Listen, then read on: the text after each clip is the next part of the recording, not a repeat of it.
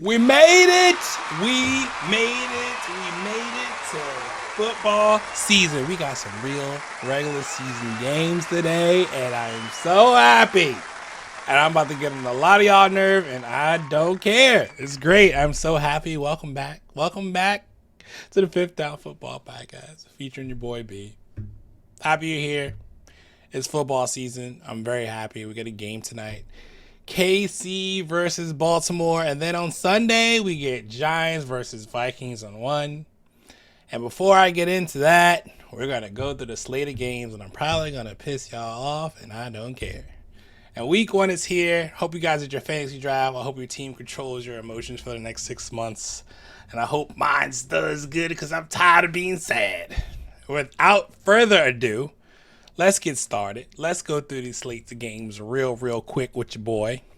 First up tonight, we got KC versus Baltimore. KC versus Baltimore. Now, I know they're trying to three-peat. I know KC's trying to three-peat. And no disrespect, KC fans. Trust me, I don't want to disrespect y'all and piss off your quarterback. His family pisses him off enough, and I don't want to add to his discomfort or y'all's. But I think y'all should take this L tonight.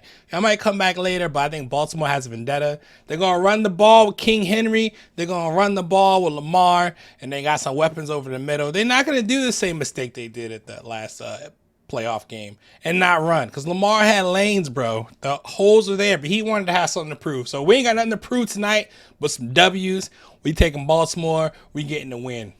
Friday is going to be a great one. It's in Brazil, and it's going to be Green Bay versus the Eagles. Now, I'm not going to be biased, but I'm going to go ahead and say the Eagles fucking suck and they're going to take an L. Into that next. All right, the Sunday slate. This is going to be fun. I'm not going to get to the Giants right away. We're going to do the Giants last, of course, because, that's my squad. I got a lot to say about that.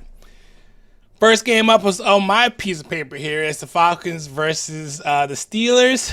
This could go either way. Now, I'm saying this, and if you're an NFL fan, you already know how this goes, right? Week one is the week of chaos. We honestly don't know. This is where your fantasy lineup, you draft it, you just play those guys unless they're out. Because we don't know what's going on. 150 points can be scored in one game in week one. We have no idea. This is where you make the craziest parlays before anybody finds out anything that's going on with the teams. So I'm saying this and just recognizing that week one is week one in the NFL. You never know. It's an enigma, right? So, all right, Steelers versus Falcons. Just they have new teams, right? They're completely different. The Steelers clearly have a quarterback problem.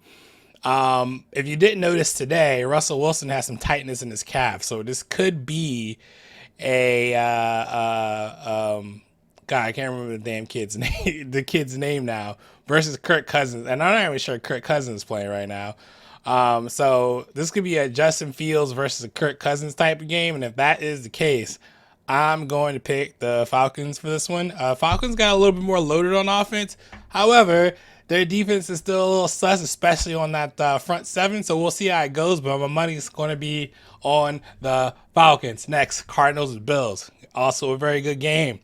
I do obviously think the Bills are going to take this. Not that I don't have faith in the Cardinals, but you guys are still kind of a mess. Just like us. But I don't think you're there yet. However, I do think you'll pick it up in the middle of the season. But this first one, I want to give to the only talent that the Bills have, and it's that quarterback on that team. And I'm going to take the Bills in this one. All right. This is going to be a good one. I really don't know how I'm going to do both of these games because I really want to watch Caleb Williams' first start. But it's the Bears versus the Titans, Mr. Mayonnaise versus up-and-coming new Patrick Mahomes killer in the Super Bowl, Caleb Williams. Now, I don't think Caleb Williams is going to come out the gate and be great. I do have some faith in him. First-round pick, generational talent. I'm going to go ahead and give it to the Bears. First win, rookie quarterback. They got lots of weapons on offense. I expect them to win. I didn't pay much attention to the Titans. I know they got Tony Pollard, and I think Hopkins is out. So let's go ahead and just Bears. The Bears. Patriots, Bengals. I don't know why I waste my time talking about this. Bengals. Even Chase doesn't play. Bengals. End of the story. Texans, Colts. Now this is going to be a good game. I do think it's going to be closer than everybody thinks. We haven't seen Richardson really play any games, so I don't even know what to say about that. So I'm going to give, technically this is a rookie year as far as I'm concerned. So I'm going to go ahead and give it to the second year pro, CJ Stroud and them boys, also loaded on offense. They have so many wide receivers, are giving them away at this point. Going with Texans. Sorry, Colts. I think eventually, if he stays healthy, Richardson will be good. I'm going to go ahead and give it to the Colts. All right. We got the Battle of Florida. All right. We got the Miami Dolphins versus the Jacksonville Jaguars.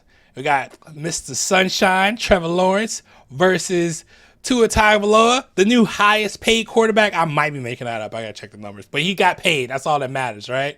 Also, both teams have excellent weapons. I expect a shootout. But keep forgetting it's week one, and in week one NFL, even though it's an enigma, the defenses always start off faster than the offenses.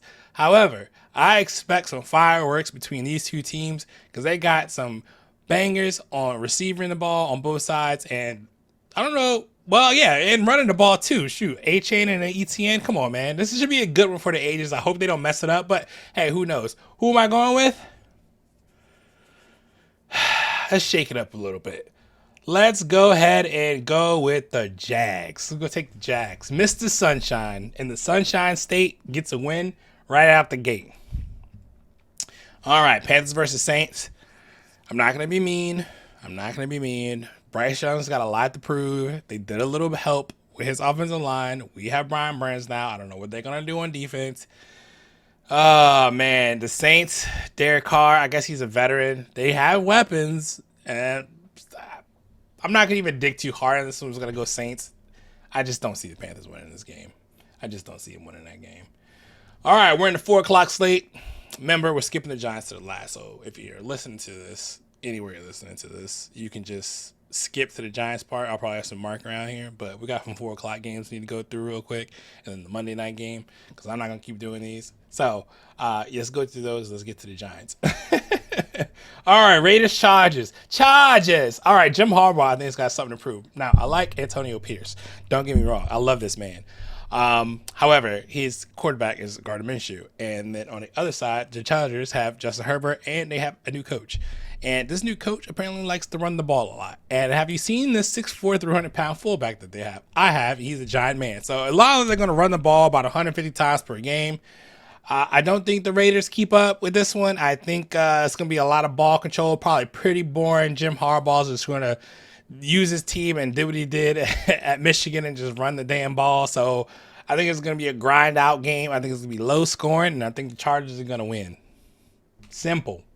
Broncos versus Seahawks. Now, I got to be very careful with the selection.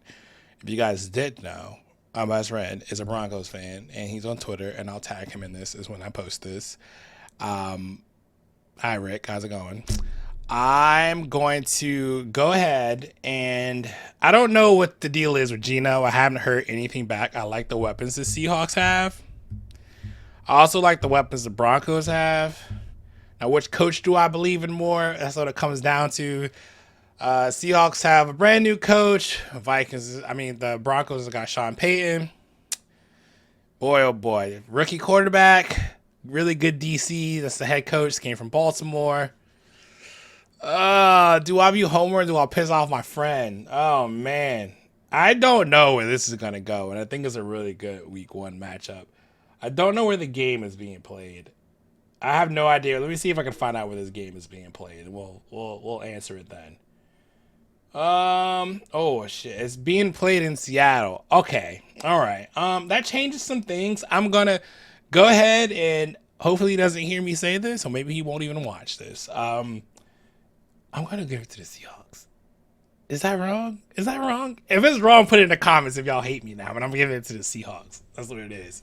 Cowboys versus Browns. Man, what have the Cowboys done this offseason? What have the Cowboys done in the past 20 years? Absolutely nothing. And when they come out and play these Browns, I think they will go ahead and take an L. Let's move on to the next one. All right, Washington Commanders versus the Bucks. Oh, again, another 4 o'clock game, 4:25. None of my really good friends. gonna be there.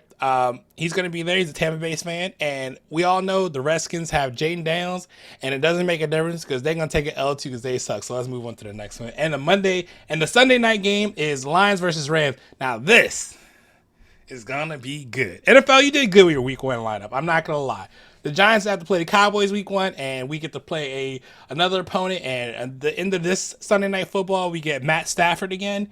And versus the Lions, where are they playing at? Where are they playing at? Let's see. Ford Field. Oh, yeah. They're going to be in Detroit, too. They're going to be rowdy. Man, they're going to be rowdy. I'm sorry, Matt Stafford. I love you, bro. I still love you. You're just old, bro. Like, the Lions is going to light it up at per usual. I think they're going to go off. I don't know.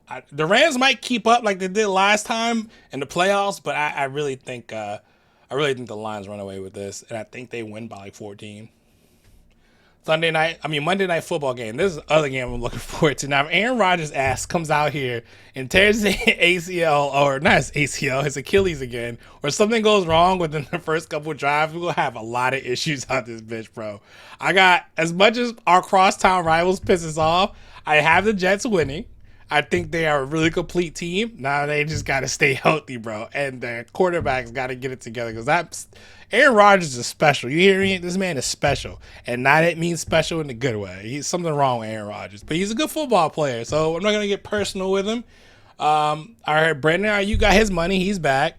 Trent Richardson, I heard, is in the building. And I still think they lose. I think this is in San Francisco. Is this in San Francisco? Yeah, it is in San Francisco. The worst place ever. Sorry, San Francisco fans. Your city is not good. Yeah. I think the Jets. Got something to prove. NFL knows they got something to prove. Aaron Rodgers got something to prove. And Robert Saleh is going to lose his job if he don't get it together at all.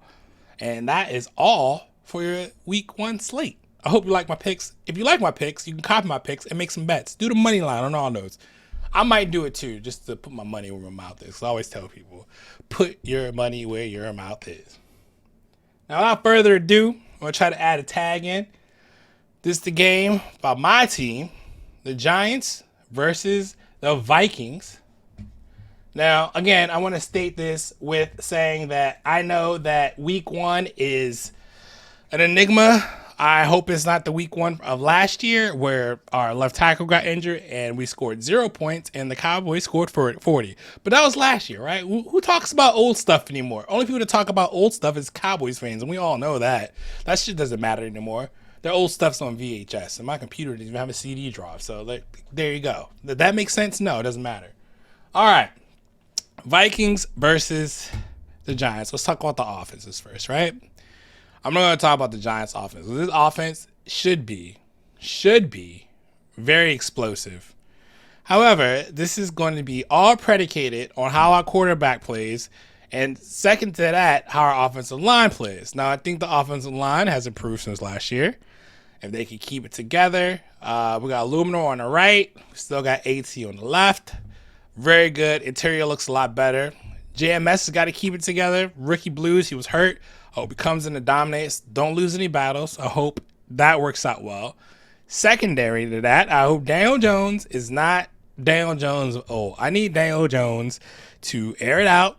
He's going to have some mistakes. I don't care. This is his last time to prove himself. I don't want to be in quarterback hell. I want this quarterback to actually do what he's supposed to do because I miss Eli Manning and his availability. Just do what you got to do, DJ. Have it up here, all right? Process. You got a line now. You got no more excuses, dog. You don't do it. You're not here. I don't got nothing else to say to you about that, right? So let's do that. Running the ball. I think from what I've heard, well, Coach just said stuff, right? Like, you guys think that Joe gave DJ that contract. Joe didn't give DJ that contract. John Mayer gave him that contract. There's nothing you can do to convince me otherwise that happened. So until they get their quarterback, this is what we got. So running the ball, no Saquon. We got another guy in 26. No offense, watching the preseason game, he dances a little bit too much for me, just like number 26 of old. But we don't talk about him because I didn't mention him early in this video, so I'm not going to mention him now. I think they're going to run the ball just like they had 26 back there.